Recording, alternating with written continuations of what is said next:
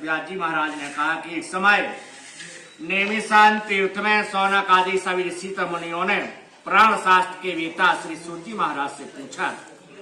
ऋषियों ने कहा कि हे महामुनि, किस व्रत अथवा तपस्या से मनवांछित फल प्राप्त होता है, उसे हम सब सुनना चाहते हैं, आप कहें। सूत जी बोले, इसी प्रकार देवर्षि नारद जी के द्वारा भी पूछे जाने पर भगवान कमलापति ने उनसे जैसा कहा था उससे आपसे कहता हूं। आप लोग सावधान होकर के सुने।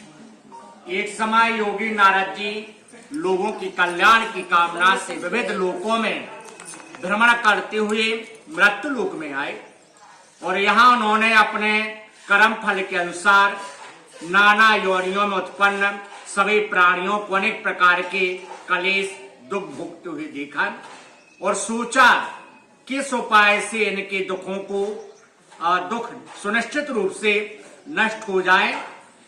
ऐसा मन में विचार करके भगवान नारायण के लोक को पहुंचे, विष्णु लोक को, और वहां जाकर के 4 भुजाओं वाले शंख चक्र गदा पद्म वनमाला से विभूषित शुक्ल वर्ण भगवान श्री नारायण के दर्शन किए और देवादिदेव की भी स्तुति करने लगे, यानी प्रार्थना करने लगे कि हे वाणी और मन से स्वरूप परे स्वरूप वाले अनंत शक्ति संपन्न आदि मध्य अंत से रहित निर्गुण सकल कल्याणमय गुण गणों से संपन्न स्थावर जंगात्मा निखिल सृष्टि प्रपंच के आदि कारणभूत और भक्तों की पीड़ा को आप क्षण मात्र में नष्ट कर देने वाले हैं।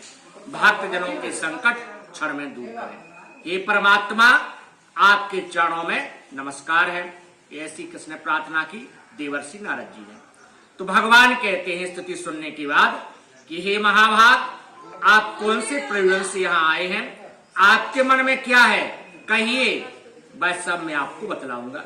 कि भगवान कहते हैं देवर्षि से, तो देवर्षि कहते हैं भगवान, मृत्युलोक में अपने पाप कर्मों के द्वारा विभिन्न योनियों में उत्पन्न सभी लोग बहुत प्रकार के कलेशों से दुखी हो रहे हैं।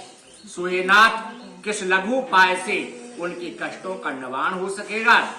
यदि आपकी मेरे ऊपर कृपा है तो वह सब मैं सुनना चाहता हूँ। देवर्षि पूछ रहे हैं भगवान नारायण से। तो भगवान कहते हैं कि संसार के ऊपर अनुग्रह करने की इच्छा से आपने बड़ी उत्तम बात कही है। जिसके करने से प्राणी मोह से मुक्त हो जाता है उसे आपको बतलाता हूँ, सुने। ये वत्स, स्वर्ग और मृत्युलोक में परम दुर्लभ सत्यनारायण जी महाराज का एक महान पुण्य व्रत है। आपके स्नेह के कारण इसमें मैं उसे कहता हूँ, अच्छी प्रकार से विधि विधान से भगवान सत्यनारायण जी महाराज का व्रत करके मनुष्य शीघ्र सुख प्राप्त करके परलोक में मोक्ष पद को प्राप्त कर सकता है। भगवान की ऐसी वाणी सुनकर के नारद मुनि ने कहा कि हे प्रभु, उस व्रत को करने का फल क्या है, विधान क्या है, इस व्रत को किसने किया, सब विस्तार पूर्वक बतलाएं। तो भगवान कहते हैं कि सत्यनारायण जी सत्यनारायण व्रत दुख शोक आदि का शमन करने वाला, यानी शांत करने वाला, धन धान्य की वृद्धि कराने वाला, सौभाग्य और संतान देने वाला, सर्वत्र विजय प्रदान करने वाला है। जिस किसी भी दिन भक्ति और श्रद्धा से समान्वित होकर के मनुष्य ब्राह्मण और बंधु बांधवों के साथ धर्म में तत्पर होकर के सायंकाल भगवान सत्यनारायण जी महाराज का पूजन करें, नैवेद्य के रूप में उत्तम कोट के भोजनीय पदार्थों को सवाया मात्रा में भक्ति पूर्वक अर्पित करें।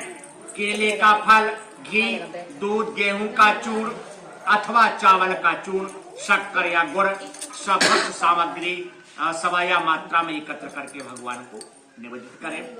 बंधु बांधवों के साथ सत्यनारायण जी महाराज की कथा सुन करके और बंधु बांधवों के साथ ब्राह्मण भोज करना चाहिए और भक्ति पूर्वक सत्यनारायण जी महाराज का स्मरण करता हुआ, ध्यान करता हुआ अपने घर को जाए, अपने गंतव्य को जाए।